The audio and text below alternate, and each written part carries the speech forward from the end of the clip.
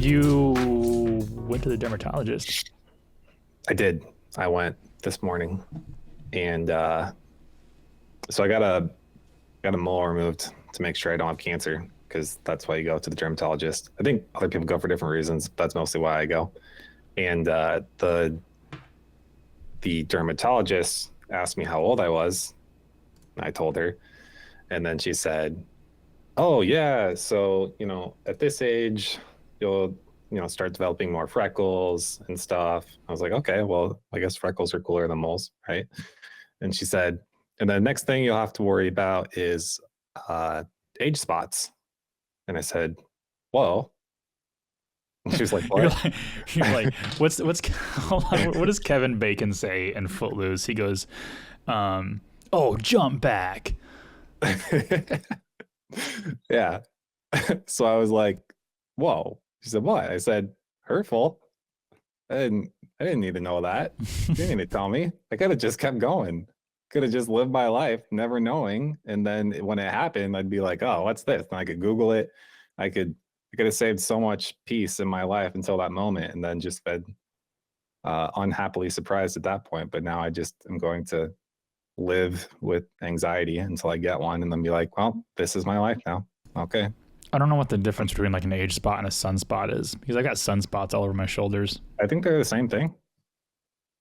Well, I've had them since I was like 10.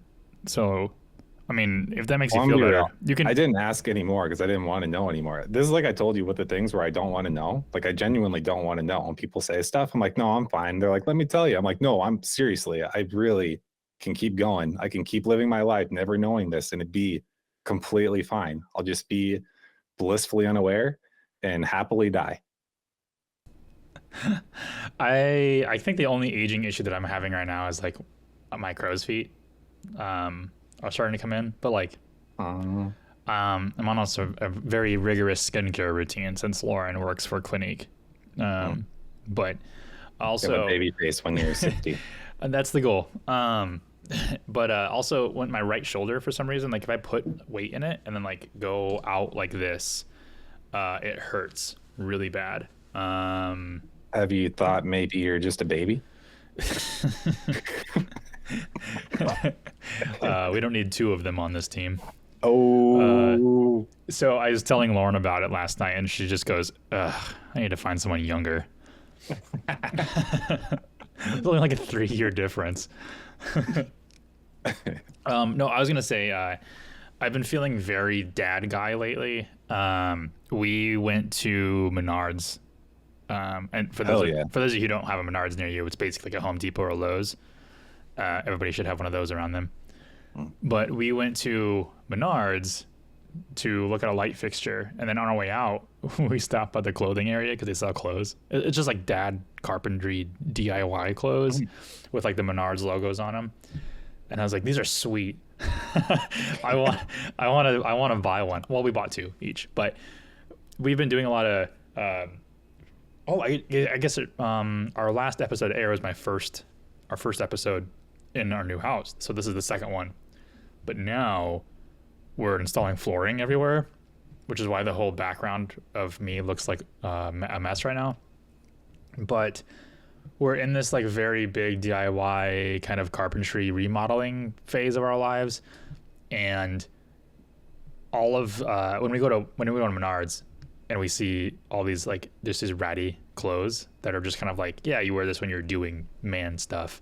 I was like, I need more of that, because I am like getting my favorite clothes all painted up and all cut and splintered, and this is a new age in my life where I have become my dad.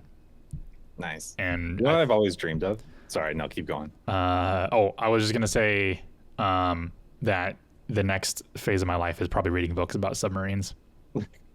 Why submarines? That's just what guys do after they turn like 35. Subs? Is there ever sub? Okay.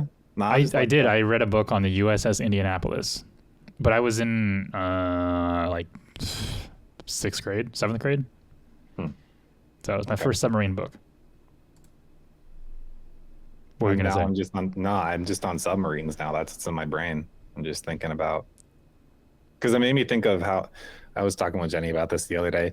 When you were a kid, did you spend irrationally long periods of time focusing on one thing, thinking that it would be a large contributor to your life, only to have it never happen? Like quicksand, for example. I spent probably a month just every spare moment of my thoughts. I don't know how old I was, probably too old to be doing this, but just thinking like, yeah, that's out there somewhere. Like someone, There was a a comedian. thing in their life. Yeah, John Mulaney has a skit on this too. He's like, I just felt like quicksand was going to be a lot bigger of a deal than it was. But then, like, also Moist Critical on YouTube said the same thing about quicksand. So I think quicksand has built up an irrational fear in a lot of millennials' lives right now. And I think Maybe I I'm think, not unique then. well, I think Super Mario 64 and Indiana Jones were big contributors to those. Well, there's two more though too. I spent volcanoes. hmm Lots of time thinking about volcanoes. Yeah. And then the other one was whales. Just because they're so big. They're just out there. They're just living. And they're like they're just huge. I think volcanoes was probably my only one, like as a kid. The other one was just being like morbidly obese. I really Like got a fear or just an interest? what? No, well, like a fear. Like, Okay. so I spent a lot of my youth like fearing that, but not understanding that like not everybody just. It's not like you roll the dice and that's how you end up. Like you have a choice of whether you end up like that or not. And I think I was in first grade when I realized this. I feel like I'm going into a therapy session. I don't know if I like this. We can stop. No, I'll go into it. So like there were like these little magnets in the room that you could like play with during playtime or whatever. And the magnets, just, I don't know, they were just pictures of people and dogs and random things. And it was just showing you like all the different types of people there are and different shapes and sizes and whatever. And there was like this big, hefty white dude with like a beard and a bald head. And I remember being so scared that was going to be me when I was 50. I mean, I don't have that, but I guess I have similar ones. Yeah. What? But that, I mean, that's all I had really. I don't know. I spent most of my life being self-centered. So I spend most of my time thinking about myself. pretty much. I'm just kidding. Speaking of thinking about ourselves, we're going to talk about partnering, which is the opposite of thinking about yourself. Yeah. Or Or is sort it? of. Yeah. So this topic comes up a lot because I see in a lot of forums where partnering is such a bad idea, and I can't find anybody out there that says that you should partner with somebody. It's always super negative. Like, no, someone's always going to be working more, or someone's going to be providing more value, and you're just going to, end up hating each other. And I wish, no, I don't. I was gonna say I wish I shared that sentiment, but that's stupid. No, I don't. You're like, no, they're the grumpy people. Yeah, well, yeah, they must be grumpy, and they must have like I don't know, they must have been stupid about it, and I think they're just looking outward instead of looking inward. So I guess sit down. We're gonna tell you a little story here about how Cody and I became partners. Yeah, so I started Evergrow like in 2017, technically. I bought the domain and then started engaging in online forums, started building the website on Wix. It was awful. But I wanted this just to be kind of like an extra income thing, just to pay off some debt, because I was essentially cash flow negative in 2017 with my day job and the debt that I had.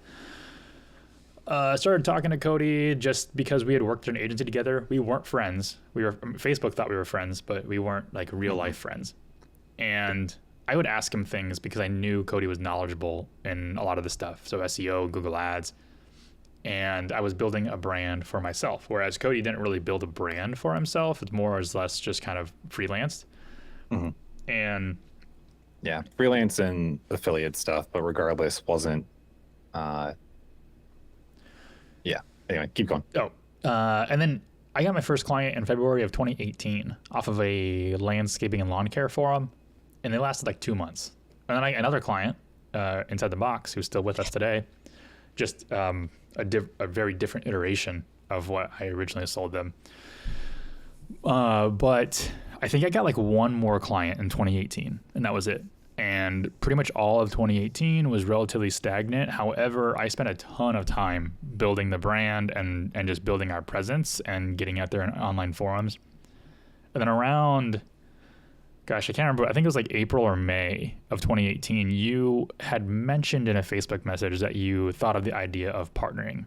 And I remember I was like, nah, he can go kiss my ass. Like, I'm not going to partner with anybody. This is mine. And then like, I think in like late summer, had it been like August or September, you messaged me again. You're like, hey, by the way, I was serious with that partnering message I sent. And then I was like, oh, keep in mind, Cody and I were not, again, we weren't friends. We didn't not like each other. It just, we worked at an agency together, and we had very different roles, and we knew of each other. Well, not only that, then you moved away physically. Oh, yeah, I moved to Kansas City. I left the agency. I mean, I went to a different agency too. So we were in completely different places at that point. Yeah.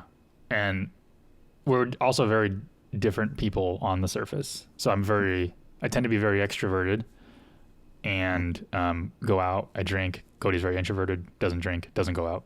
So yep. On paper, we're the opposite. But then we ended up meeting in Cedar Falls, our hometown, where we actually met at a coffee shop called Sidecar Coffee on College Hill. I love Sidecar. Still love it. And you just wanted to get more information about where I was at in the business. I think it was like financials and just what I've been doing. You hadn't actually presented anything yet.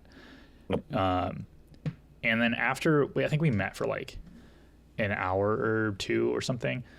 I went back to Kansas City and we met back up again, I think in November or December of the same year. But this time it was in Des Moines at Smoky Row Coffee.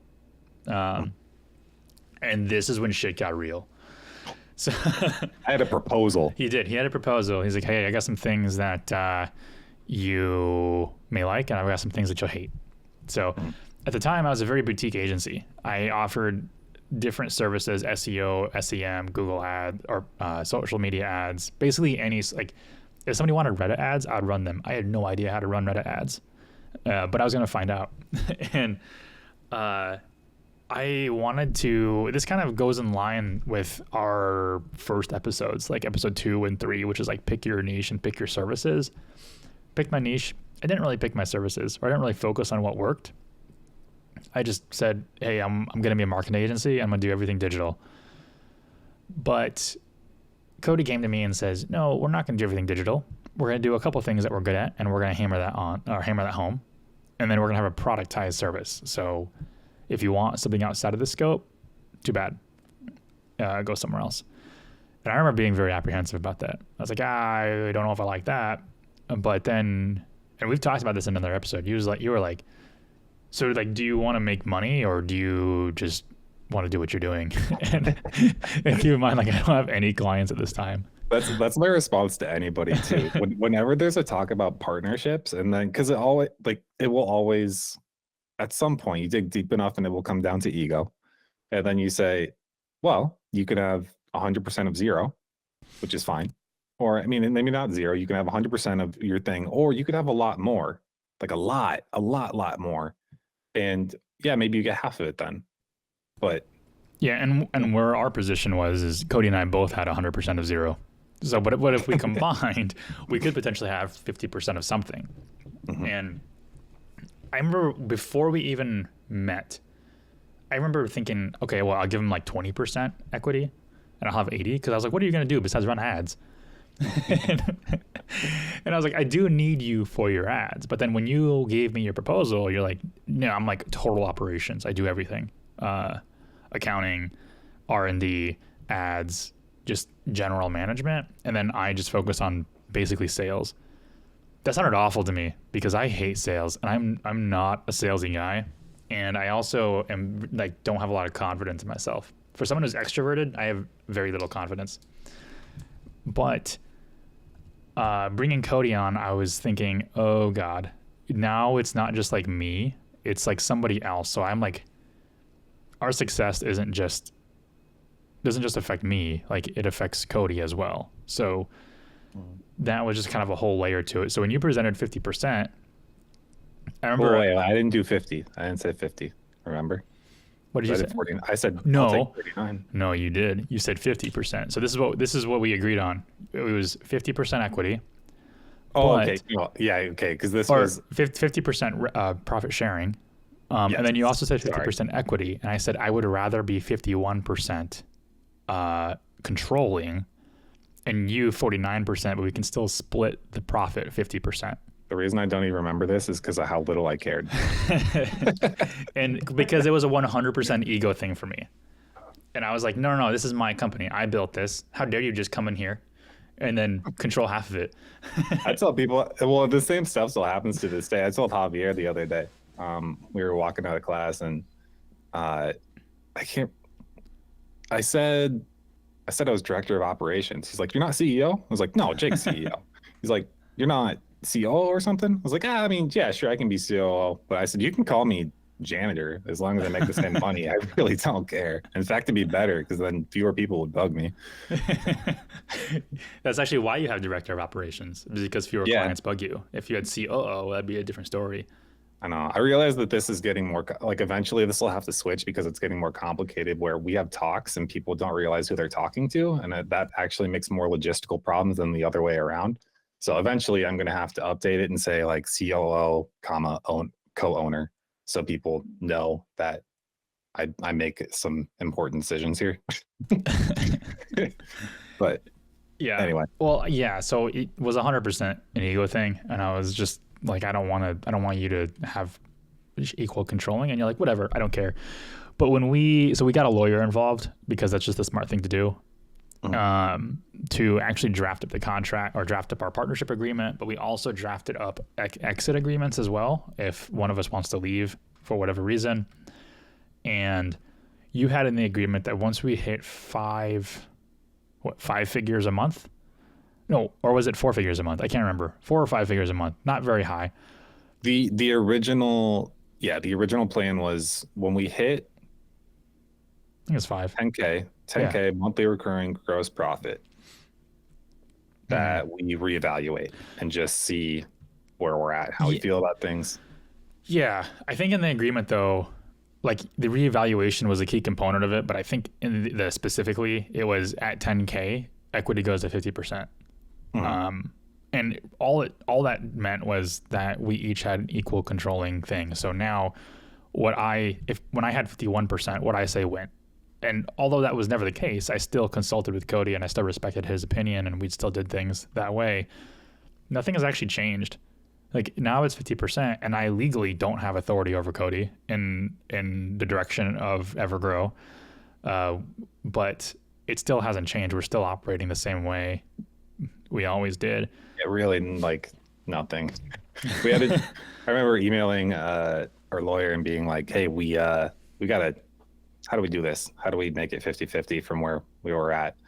And he sent us some papers to sign and all that stuff, but nothing actually internally changed. We still do things the same way. We talk through things together, minor things. We just don't care. We're like, that's you, this is me. But yeah. This is our 4th year in business together. I forget that a lot, that we're already 4 years and we're still going strong.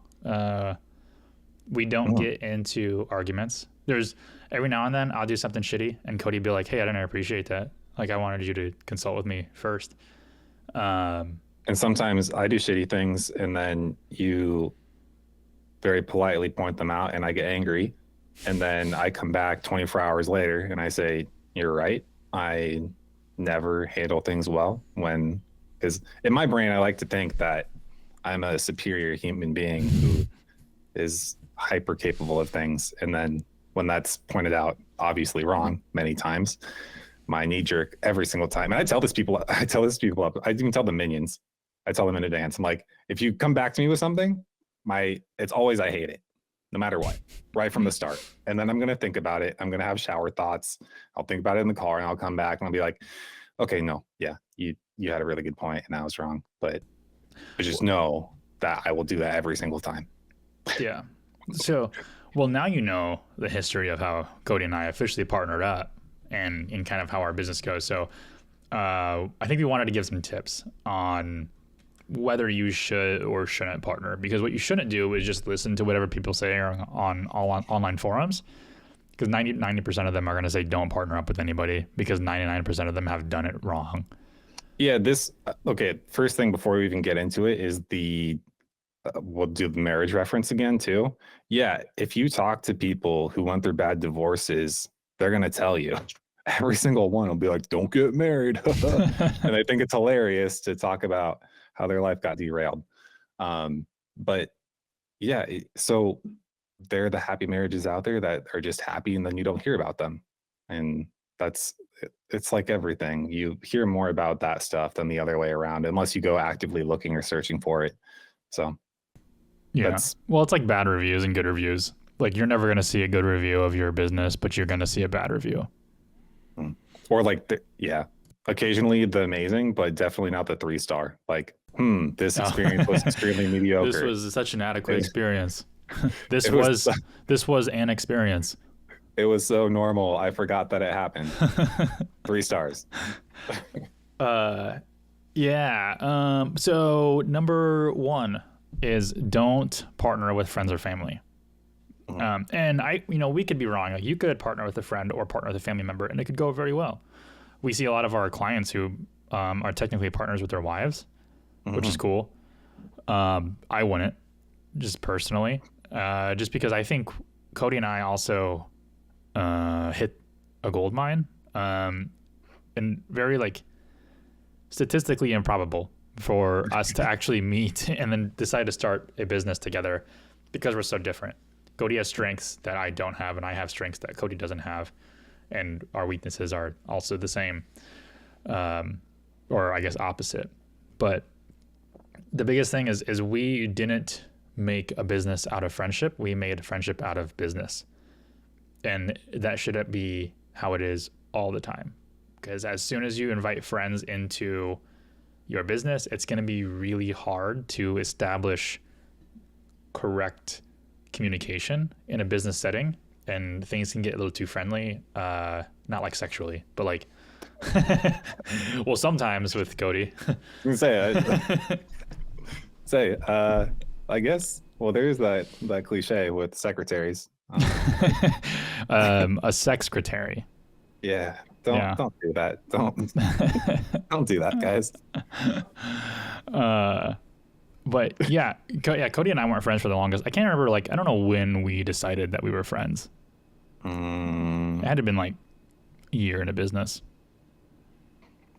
Yeah, I don't know. It's so strange to think about. When I think about friendships and stuff too, I really value duration and frequency, and I like go into things assuming that I'll be able to make certain things last long term and think that way. But not all friendships that you have are like that, or even relationships too.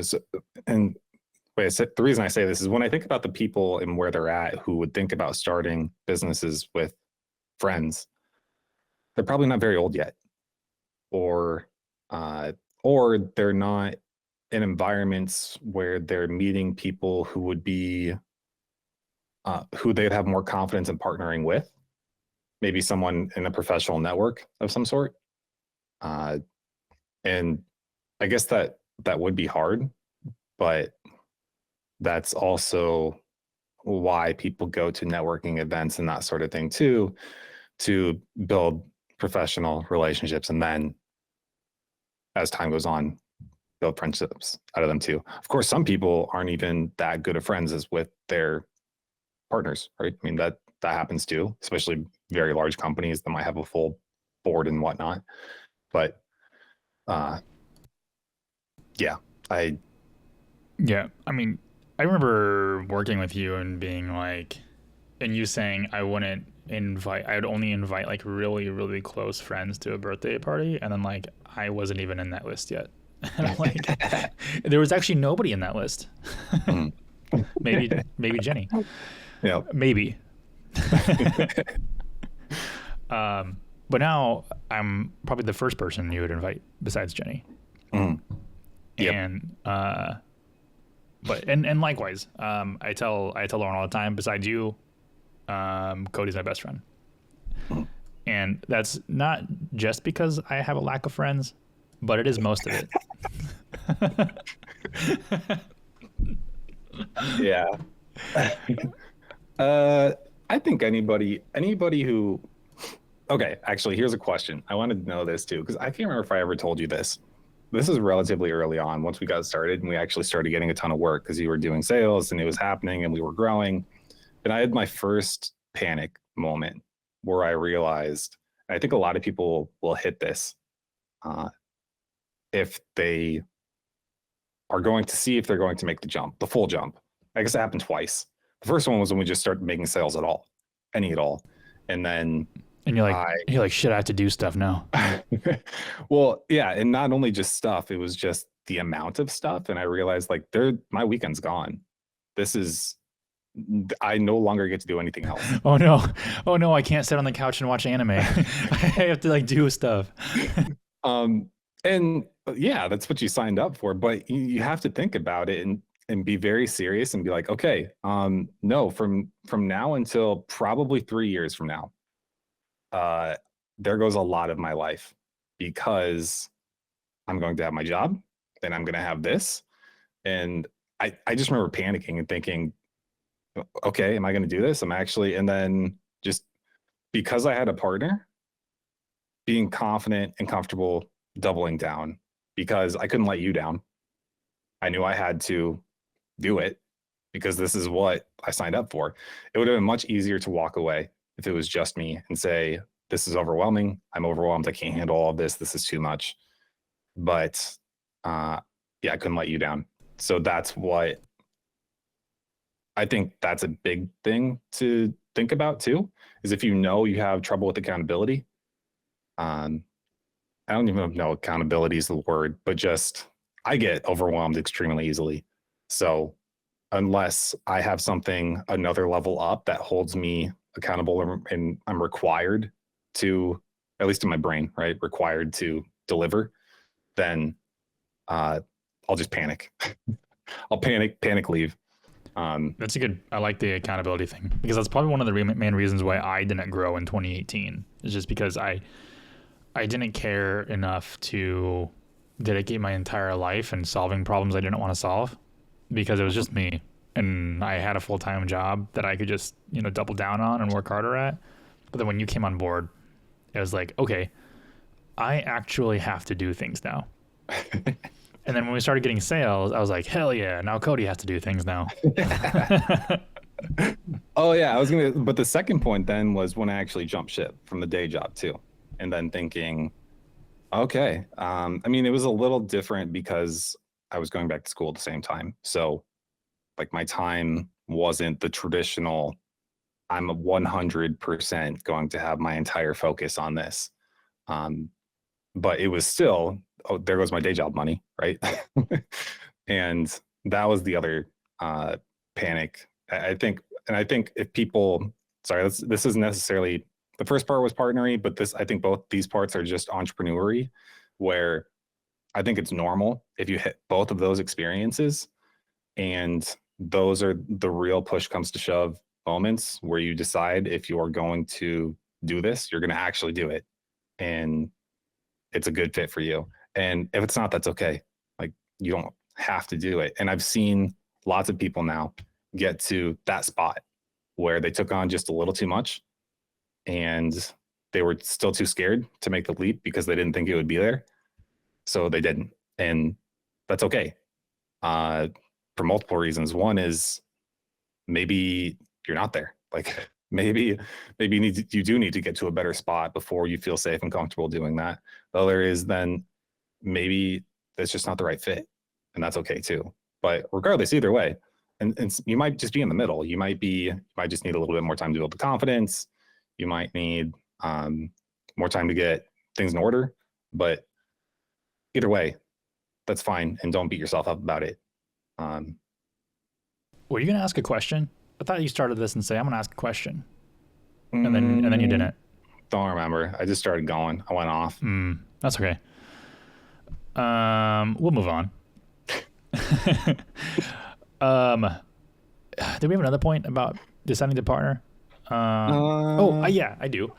I kind of touched on it just a little bit before, but make sure you find someone that has strengths that you don't have, and don't just pick someone that you know that they have a good work ethic. So, in our landscaping community, for instance, a lot of our clients or just people that we engage with, they've ended up partnering with somebody who was maybe employed by them at one point, or another person who was really good at landscaping. So now you have two business owners who came from the landscaping field and are both kind of very hands-on people. If both of them have the same history of doing like the same job and now they're partners together, that doesn't really create a diverse partnership. It's just kind of like, I don't know, you split one person and turn them into two. Now you're going to run into an issue where one person feels like the other person is doing more work. What Cody and I do are totally different. I focus on sales and client relationships, and Cody focuses on operations. So half the time, Cody doesn't even know what I'm doing, and I don't even know what he's doing. And we just trust each other that we're doing it right, and it works out. Yeah, and occasionally there's some crossover where we do need to. Yeah, there are situations where I definitely put in more work than Cody, and there are situations where Cody definitely puts in more work than me. And we've gone into the situations where I've asked him that if he wants to take home more of the profit share because he's working more than me. But the agreement that we came onto was that we didn't partner and put 50-50 into equity because we thought we were going to provide 50% of the labor each. It was 50% of the value to the company. So if I work 10 hours a week and Cody works 30 hours a week, but we still equate our value to be the same, then we're going to keep it that way. For me, this last month, August 16th, I think, is when we moved into our house. This last month has sucked for me. I have put in probably the bare minimum effort into what my role should be. Whereas this is Cody's full-time thing. So this is Cody's sole source of income. You're also in college or in school learning Japanese. And you're doing a little side thing, working on a prototype for a product. Yeah, that's top secret though. Yeah, can't talk about it. It's a double-ended butt plug. What? I don't even remember. It could have been it could have been the last episode where I was like, it's not a secret at all. I'll tell people everything. I don't know. I just kind of we'll see. My life right now. I'm like, I don't remember the consistency. So please fact check me. I haven't cut the last episode yet, so I don't remember what we talked about. So Cody's probably spending 3 times as much time as I am in the business, but that will shift. Once everything behind me gets cleared out and we get put into the office and I actually have more time to dedicate to Evergrow after my day job, then it's gonna shift. And eventually when I leave my day job, it's gonna be a big shift. So, and we don't know when that is. It could be next year, it could be 5 years. But what's important right now where Evergrow is at is that we're at a position to where everything is pretty much scalable and hands off. I can sell a client, hand them off to the employees, the minions as we call them, and they're launched in 30 days and I don't have to touch it. So that's kind of the sweet spot to be. Why jump ship if you don't have to? But obviously the goal is to work to a point where I do have to, where I'm fielding calls for 6 to 8 hours a day. That would be cool, but also sucky. Yeah. They'd be like, okay, we need to hire a sales guy because I'm tired of talking to people. Yeah. I think the only last thing I really had was you got to trust each other and you got to build that trust over time, and you can't really accelerate that you can in some ways try to. I mean, time and frequency solve most things. The more time you spend together, the more frequently you see each other, those things help. Absolutely. And do that because it's good. Or remote, we still meet up. We try to do it monthly. We do that pretty well. Sometimes more monthly or more than monthly. And then sometimes we might like miss one and then we try to make up for it. But when we sorted the papers out early on, and I asked our family lawyer to help out. He's retired now, unfortunately, because I like going to him for various miscellaneous life advice. But he would say, no matter what we do, this is all early on and it's on a handshake. And you'll have to work things out, especially this early, because it won't be worth your money to involve someone like me.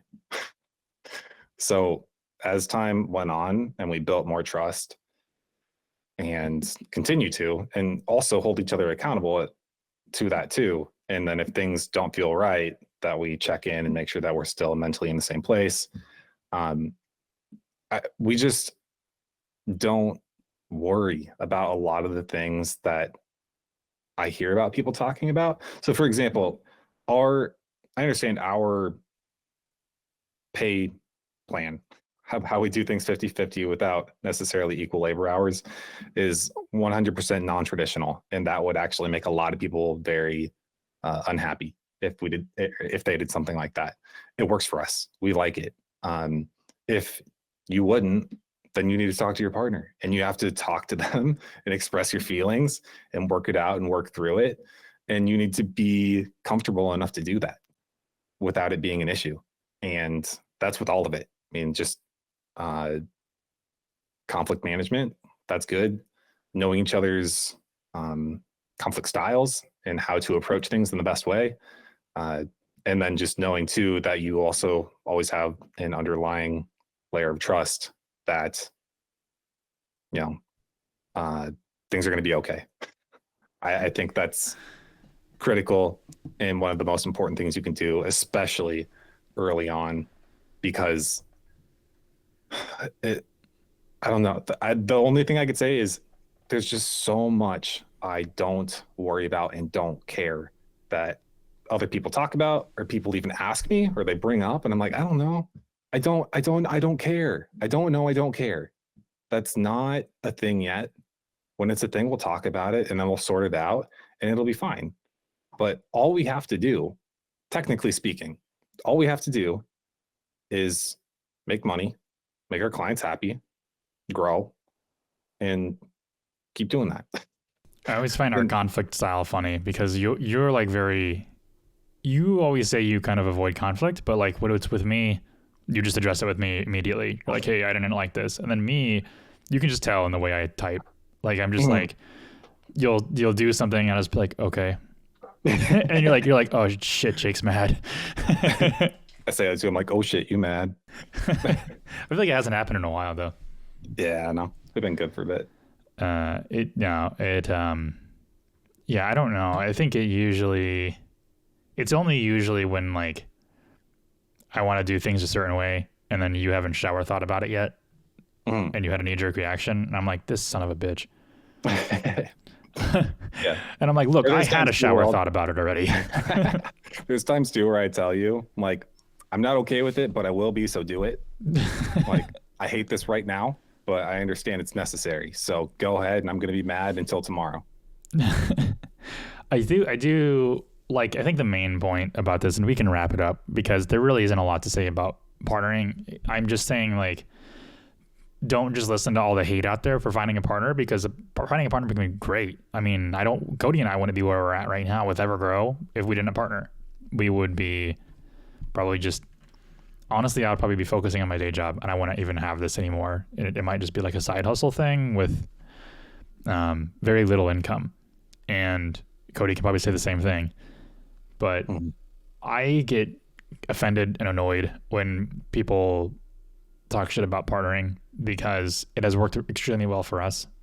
And it's gotten Cody and I to a really good spot financially in our own individual lives. And it's going to continue to go that way.